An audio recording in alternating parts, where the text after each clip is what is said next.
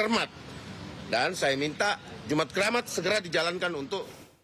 Polda Metro Jaya menghormati tanggapan keluarga diplomat muda Kemlu Arya Daru Pangayunan yang meyakini Arya tidak mengakhiri hidupnya seorang diri. Polda Metro Jaya tetap membuka pintu bila ada informasi atau temuan baru terkait kematian Arya Daru. Indikasi meninggal tanpa keterlibatan pihak lain.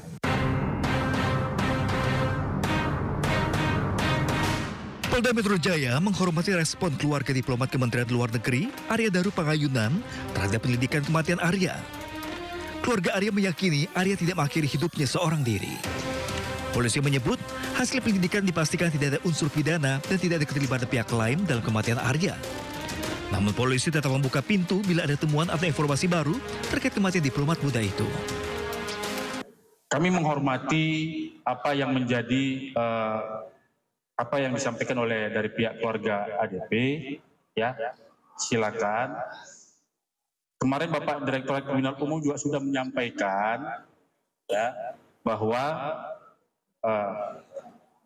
hingga pada saat kemarin, ya, sudah disimpulkan bahwa bukan merupakan suatu tindak pidana, belum menemukan unsur tindak pidana, ya, dan tidak ada keterlibatan orang lain dalam kejadian tersebut. Sebelumnya, polisi menyampaikan hasil penyelidikan atas kematian Arya Daru Pangayunan yang ditemukan tewas di kamar kosnya di kawasan Menteng, Jakarta Pusat. Polisi memastikan Arya meninggal dunia bukan karena aksi pembunuhan, namun karena mati lemas akibat lilitan lakbat kuning di kepalanya. Dari Jakarta, Helmi Sanjangbati, iNews melaporkan.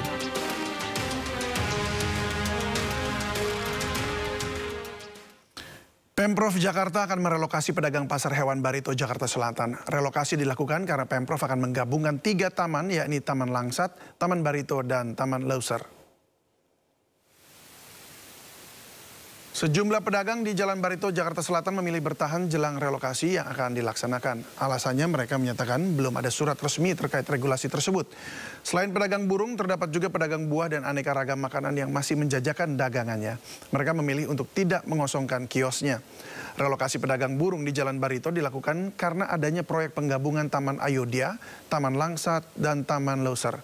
Taman tersebut membutuhkan area yang bersih dari aktivitas jual beli.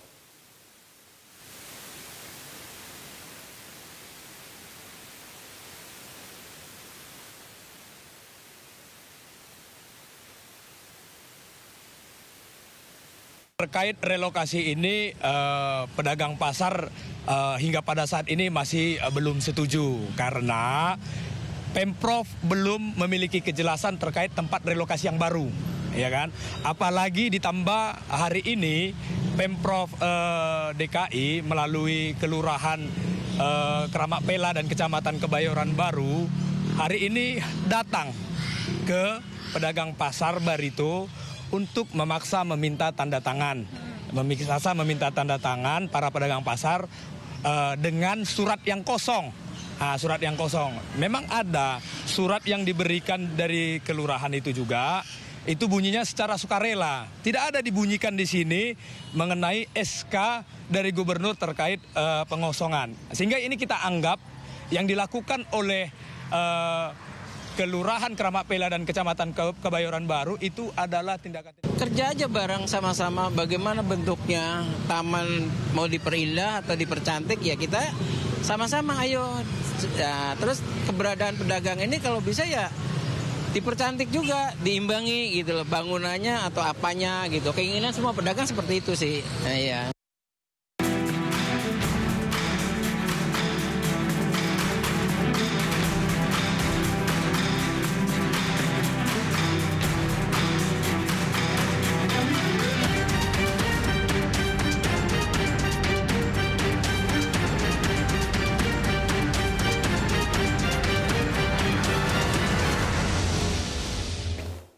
Pemirsa, inflasi kembali terjadi di bulan Juli 2025 sebesar 0,30% secara bulanan dan 2,37% secara tahunan.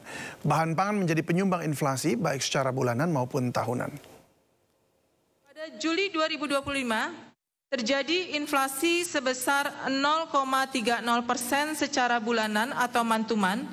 atau terjadi kenaikan indeks harga konsumen dari 108,27 pada Juni 2025 menjadi 108,60 pada Juli 2025. Secara year on year, terjadi inflasi sebesar 2,37% dan secara tahun kalender atau year to date, terjadi inflasi sebesar 1,69%. Kelompok pengeluaran penyumbang inflasi bulanan terbesar adalah kelompok makanan, minuman, dan tembakau. Deputi Bidang Statistik, Distribusi, dan Jasa Badan Pusat Statistik, Puji Ismartini menyatakan, inflasi kembali terjadi di bulan Juli 2025 sebesar 0,30% secara bulanan dan 2,37% secara tahunan. Tingkat inflasi di bulan Juli mengalami kenaikan dibandingkan bulan Juni, baik secara bulanan maupun tahunan. Sedangkan inflasi tahun berjalan atau year to date tercatat 1,69%. Puji menambahkan, komoditas yang dominan mendorong inflasi pada kelompok pengeluaran adalah beras yang memberikan andil inflasi sebesar 0,06%. Adapun komoditas lain yang juga memberikan andil inflasi adalah tomat dan bawang merah dengan andil inflasi masing-masing 0,05%. Kemudian cabai rawit dengan andil inflasi 0,04%.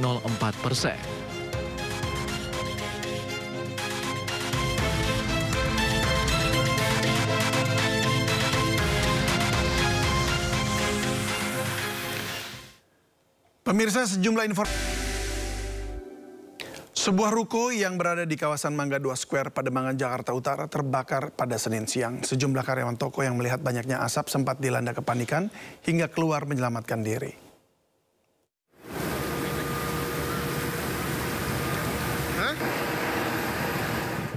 Kepulan asap tebal keluar dari sebuah toko di kawasan pertokoan Mangga 2, Pademangan, Jakarta Utara. Kepulan asap hitam ini keluar dari lantai 4 ruko yang menjual peralatan dan aksesoris komputer. Sejumlah karyawan yang mengetahui adanya kebakaran keluar dan menyelamatkan diri. Petugas pemadam kebakaran sempat mengalami kesulitan karena titik api yang berada di lantai 4 ruko. Menurut salah satu karyawan bahwa sempat terdengar ledakan seperti korsleting listrik disusul dengan kepulan asap.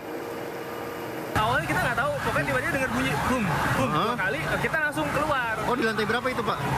Posisinya di lantai 3. Lantai 3? Ini gedung Agres saja atau ada PT lain gitu, Pak? Agres saja. Lantai 3 itu Agres? Ini semua Agres, Pak. Sampai atas, Pak. Semua Agres. Ada yang terjebak apa enggak, Pak, di dalam, Pak? Tadi masih ada, Pak. 2 orang, Pak, di dalam, Pak. Di dalam, karyawan ya, Pak? Karyawan. Ya? Tapi pintu... 12 unit mobil damkar dikerahkan ke lokasi untuk membantu proses pemadaman. Tidak ada korban akibat kebakaran ini, namun penyebab kebakaran masih diselidiki polisi.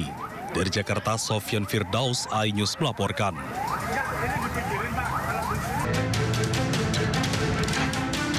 Kebakaran hebat melanda sebuah toko elektronik dan komputer di Jalan Tuanku Tambusai, Kecamatan Marpoyan, Damai, Pekanbaru pada Minggu pagi.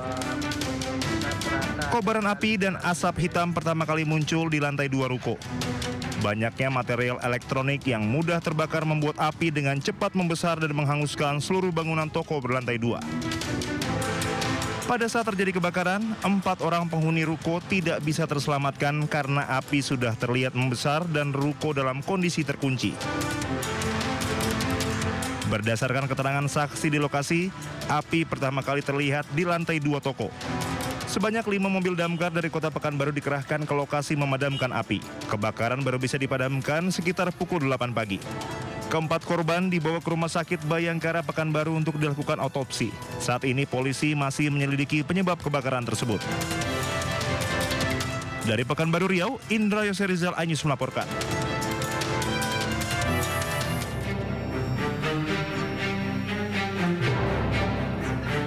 Sebanyak 20 pengunjung RSUD Tarakan Gambir, Jakarta terjebak dalam lift yang tiba-tiba berhenti mendadak.